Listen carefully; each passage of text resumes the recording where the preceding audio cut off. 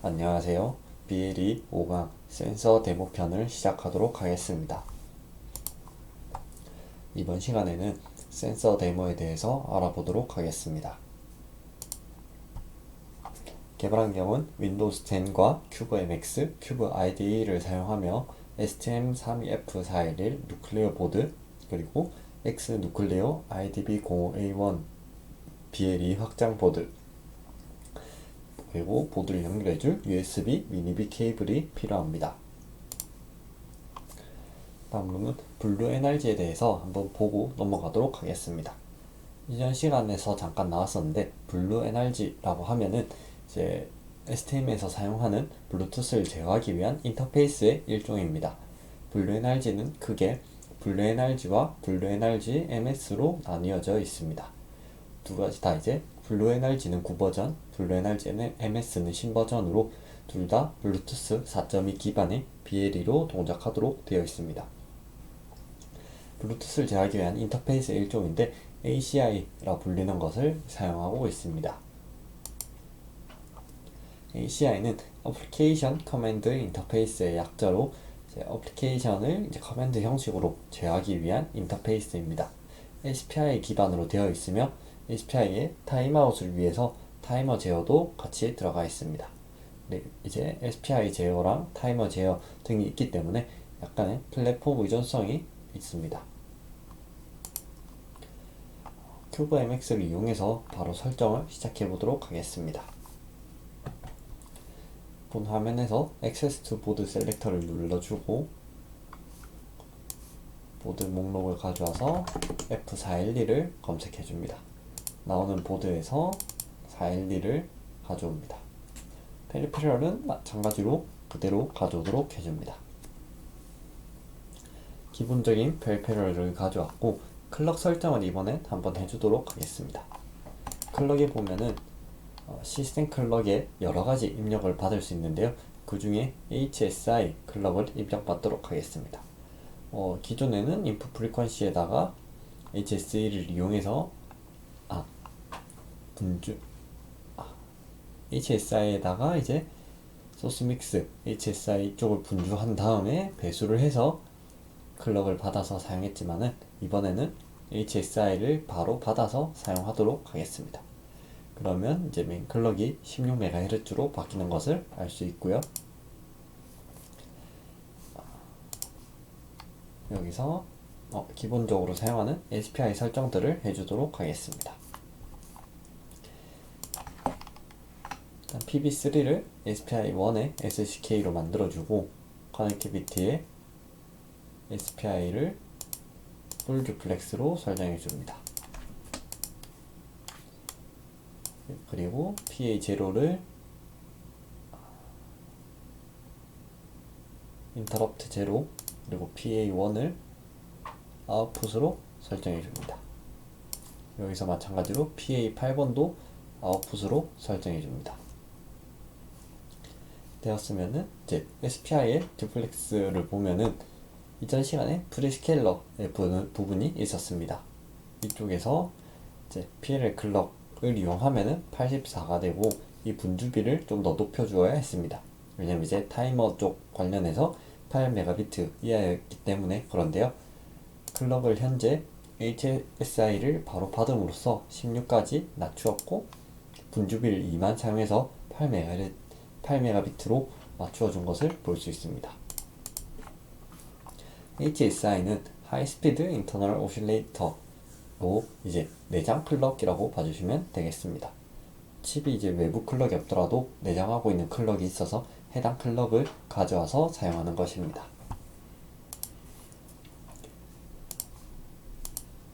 이제 큐브MX의 기본 설정들을 진행해 주겠습니다. 소프트웨어 팩을 가져와서 BLE를 가져와 줍니다. 컨트롤러와 이제 밑에 HCI를 넣어주고 베이직 유저 보드로 설정해 줍니다. BLE1의 어플리케이션은 센서 데모를 이용해 주도록 하겠습니다. 보면 센서 데모 BLE 센서라고 있는 것을 볼 수 있습니다. 그러면 이제 옆에 소프트웨어 팩 항목이 추가가 되고, 이를 클릭해서 보면 두 가지 모드가 있습니다. 둘 다 클릭을 해주면은 이제 핀 설정을 해줄 수 있는데요. 익스터널 핀에 PA0, SPI1, CS는 PA1, 리셋에 PA8번으로 설정해 줍니다. 다음으로 이제 BLE 애플리케이션 센서 데모를 위한 버튼인데요. 버튼을 이제 직접적으로 사용하진 않지만 이를 설정해 주지 않으면 워링이나 에러가 발생할 수 있기 때문에 설정을 해주도록 하겠습니다. 기본 버튼은 B1, 여기 있는 B1 버튼으로, LED는 LED2로, USAT는 USAT 2번으로 설정해 주겠습니다. 다음으로 엠빅으로 가서 시스템 뷰에 엠빅으로 이동해서 익스터널 0을 활성화 시켜줍니다. 소프트웨어 팩 설정은 아까 진행해 주었고요. 프로젝트 매니저를 설정해 주도록 하겠습니다. 매니저에서 이름은 이제 센서 데모라고 적어 주었고요.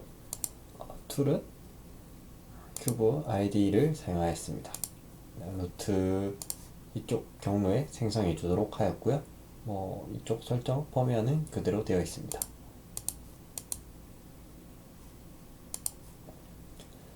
C와 헤더를 나눠서 설정하도록 해주었습니다. 여기까지 진행해주고 저장을 해주면은 위에 이름이 바뀌면서 저장이 된 것을 볼 수 있습니다. 프로젝트 매니저까지 완료되었다면은 이쪽에서 핀 이상이 없는지, SPI 설정이 잘 되어 있는지 이쪽 핀을 한번 확인해주고 제너레이트 코드를 눌러 코드를 생성해 줍니다.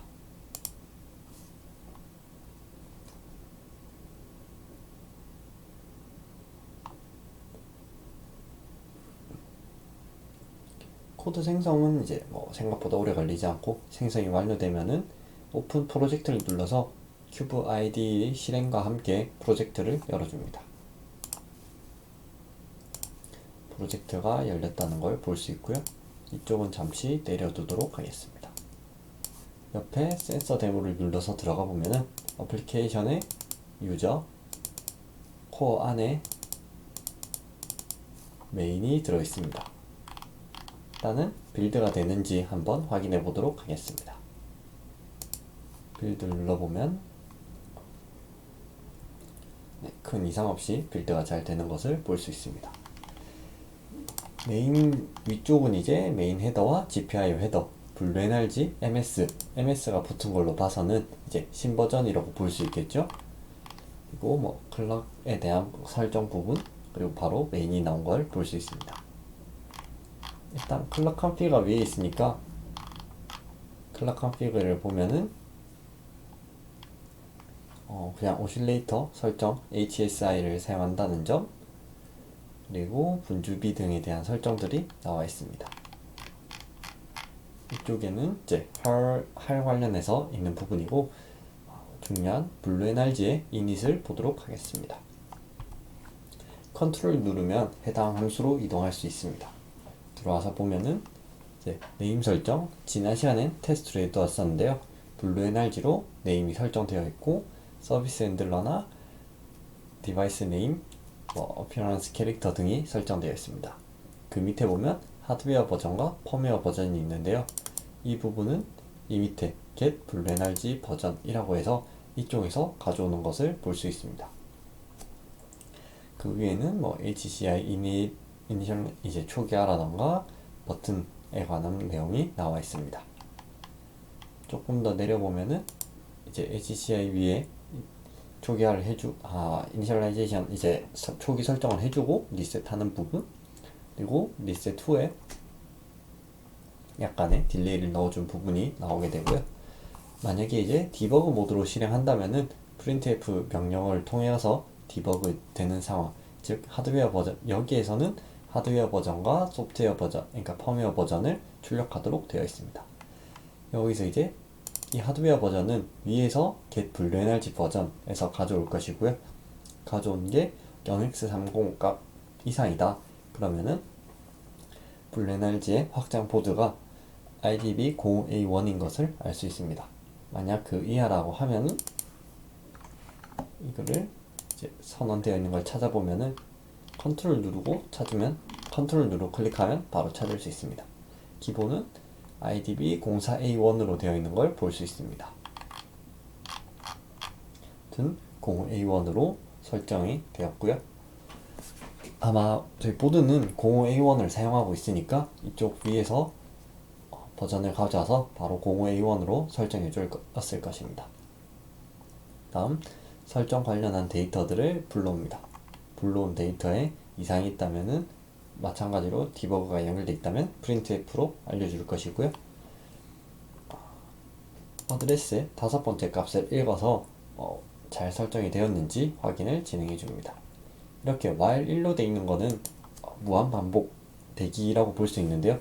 아예 프로그램을 종료하는 것과는 다르게 디버그 모드 등을 사용할 수 있으니까 while 1을 이용해서 대기를 시켜주는 것입니다. 그 밑엔 got init을 사해주고 있습니다. got 이제 만약에 실패하면 got init fail이 나오게 되고 05A1 같은 경우는 get init을 이제 05A1에다가 진행해 줍니다. 여기에서 보면은 이제 05A1이라 되어 있고 지난 시간에 했던 이쪽을 들어가 보면은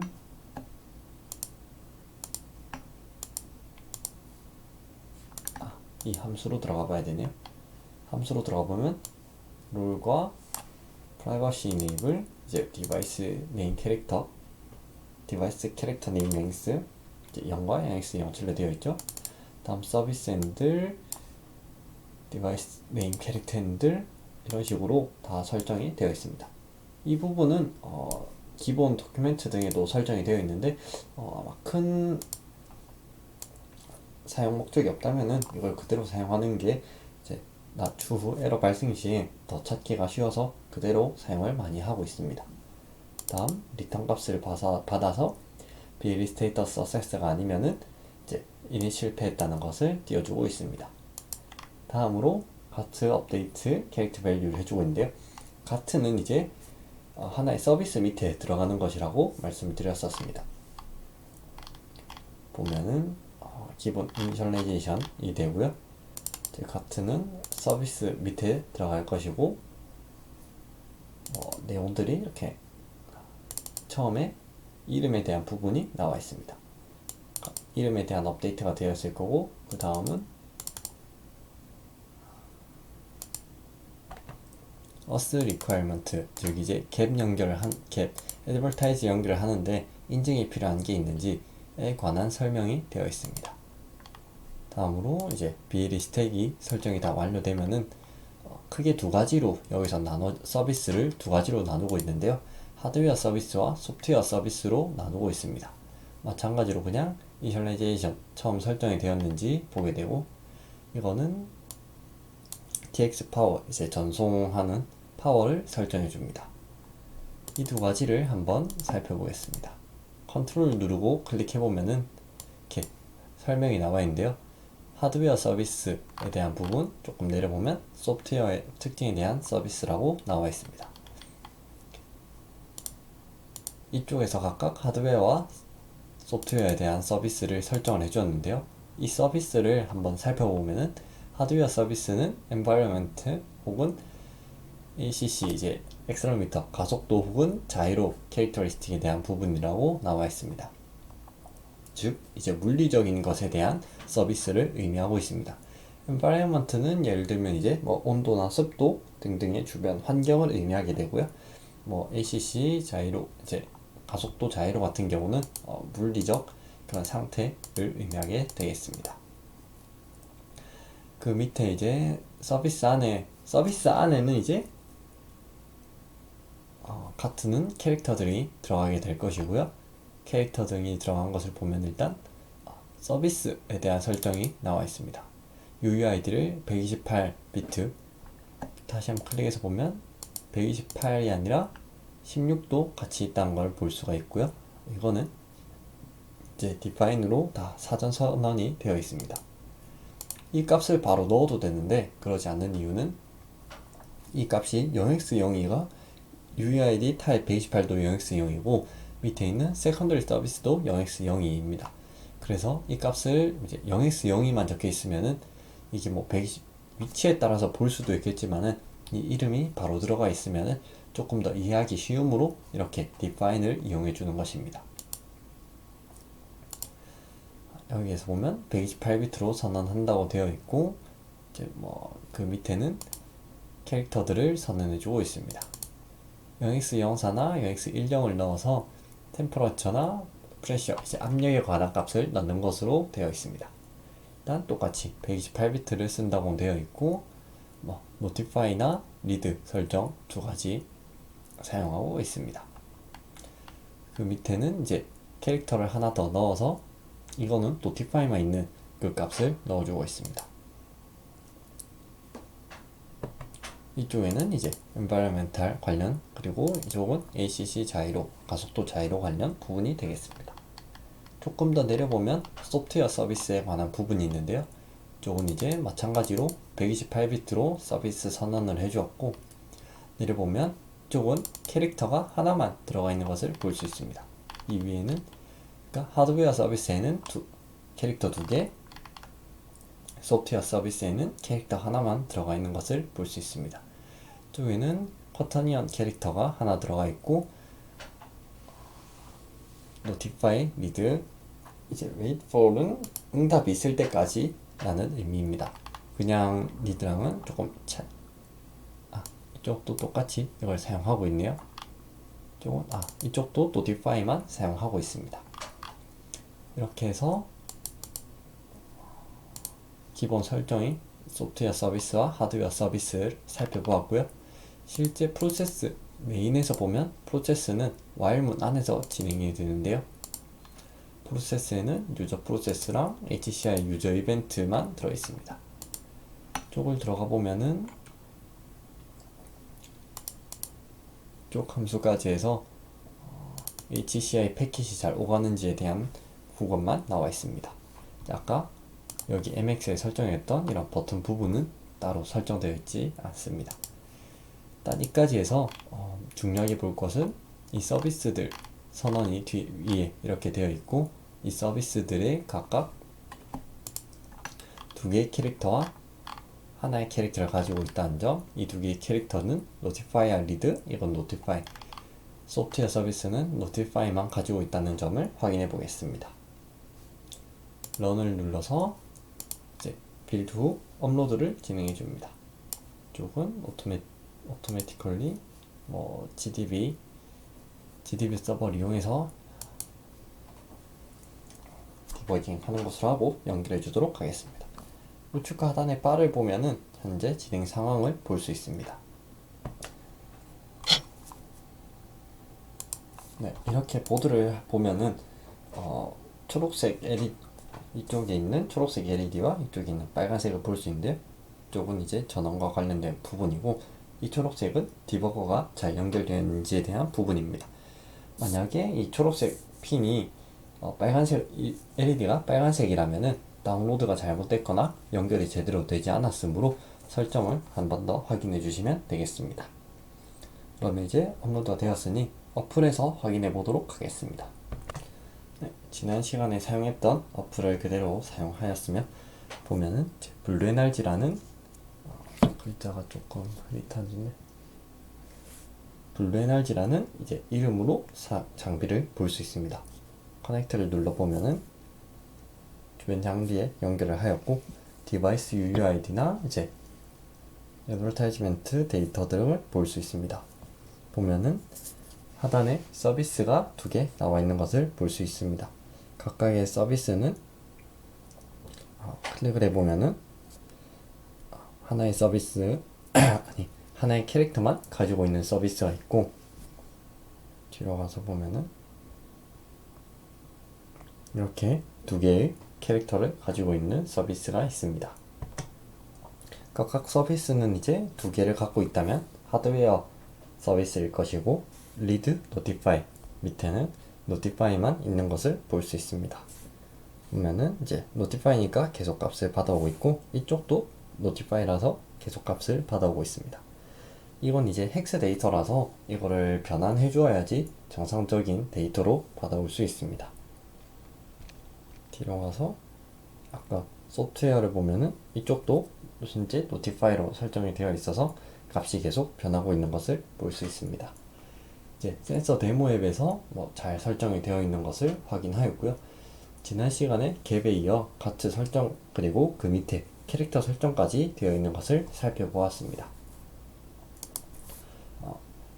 이것으로 제 제5강 센서 데모 편을 마치도록 하겠습니다. 감사합니다.